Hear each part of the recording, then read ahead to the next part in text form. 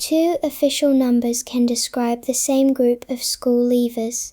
One number is 15%, the other is 19%. The gap contains about 2,500 young people.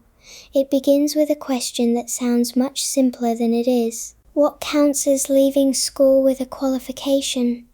In August 2026, that question reached New Zealand's education debate. The previous year's group included about 71,000 school leavers. An official measure placed about 10,500 below its qualification threshold. That was roughly 15%. A certificate-based count produced just over 13,000. That was roughly 19%, or nearly 1 in 5.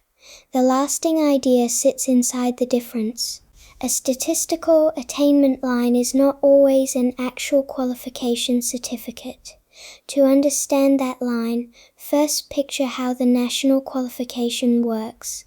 The National Certificate of Educational Achievement uses credits. Students earn credits by meeting standards in different subjects and programs. In 2026, Level 1 required 60 course credits. It also required 20 literacy and numeracy co-requisite credits. Those 20 credits sat beside the main qualification. A learner needed both parts before receiving the certificate. 30 credits at a higher level could show real progress, but 30 is still not 60. The literacy and numeracy condition could also remain unfinished. That learner might have valuable achievement recorded on a personal transcript. The learner might still hold no completed national certificate. Now look at the official school leaver indicator. Its label refers to Level 1 or above. The measure includes students holding Level 1 or an equivalent qualification. It also includes some students with 30 credits at Level 2. Another route uses 30 credits at Level 3. Those students can cross the statistical threshold without holding a completed certificate. That is how both headline numbers can be calculated. 15% answers the ministry's established attainment question. 19% answers the stricter certificate question. Neither calculation makes the partial credits disappear. They classify them differently. Why would anyone build a measure this way? Education rarely follows one clean staircase. Some students attempt work above their current certificate level. Others move between schools, programs, work, and training. A higher level credit can show learning beyond an unfinished lower certificate. An attainment measure tries to recognize that learning. It can also support comparisons across different qualification systems. Some schools use Cambridge or international baccalaureate programs. The national data must place those results beside national certificates. A broad indicator can therefore answer a useful policy question. How much formal learning did a student achieve before leaving? The trouble begins when that answer receives a simpler public label. People hear the phrase with a qualification. They imagine a certificate that was actually awarded. The broad measure may only show a chosen amount of higher level credit. That is not the same claim. The difference matters because qualifications work as signals. An employer cannot see every classroom or assessment behind an application. A training provider also needs a quick, recognized entry signal. A completed certificate offers one shared statement. It confirms that several requirements came together.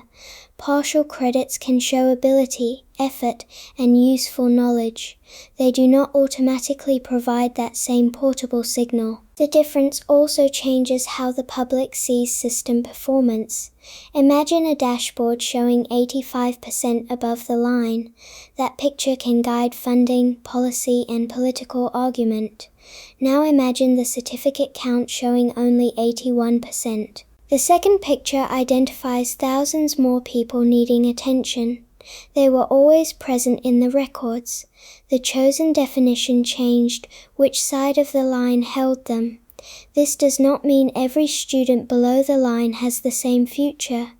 One may enter an apprenticeship and flourish. Another may return to study later. A third may carry strong practical skills into steady work. No certificate can measure every form of talent. The reverse warning matters too. Missing a qualification is associated with greater risk after school. New Zealand research has linked low achievement with weaker employment outcomes. It has also found stronger links with leaving work and education entirely. Those patterns do not prove that one missing certificate caused each outcome. Family income, health, attendance, location, and opportunity also shape the path. Still, the qualification line is not a harmless accounting detail. It helps identify where support may be most urgently needed. Age adds another piece to the story. New Zealand students must generally remain enrolled until 16. A 15-year-old needs a formal early leaving exemption. After 16, legal permission does not guarantee a useful next step. A young person can leave before completing the expected qualification. The reason may be work, disengagement, caring duties, or repeated absence. Each pathway needs a different response. A single national percentage cannot explain them all, but the percentage should clearly describe whom it contains. That leads to a better way of reading education statistics. First, ask for the exact numerator, who was placed above the line. Second, ask whether the measure counts certificates, credits, or both. Third, compare the result with a strict completed qualification count. Fourth, look beyond the national average. Results can differ sharply by region, ethnicity, gender, and economic barriers. An average can improve while one community moves backwards. It can also worsen because the qualification itself became harder. New literacy and numeracy rules changed what completion required from 2024. That change may reveal learning needs that older rules did not show. It can also make comparisons across years less simple. Good statistics should expose those breaks, not smooth them away. The ministry has used its broad reporting approach since 2004. Longevity makes a series useful. It does not remove the need for a clear label. The best answer may be publishing both measures together. One line can show broad attainment. Another can show completed qualifications. The gap then becomes information instead of confusion. Schools could see students with substantial credits but no certificate. Training providers could build routes for that particular group. Families could understand exactly what a headline means. Politicians would have less room to compare unlike numbers. Most importantly, the young people would not vanish inside a definition. Share this distinction when the next school leaver percentage appears. Do not ask only whether the number rose or fell. Ask what achievement the line actually represents. 15% and 19% are not rival realities. They are two windows onto the same classroom exit. Between them stand thousands of students with credits, but no completed certificate. Counting them clearly is the first qualification the statistic must pass.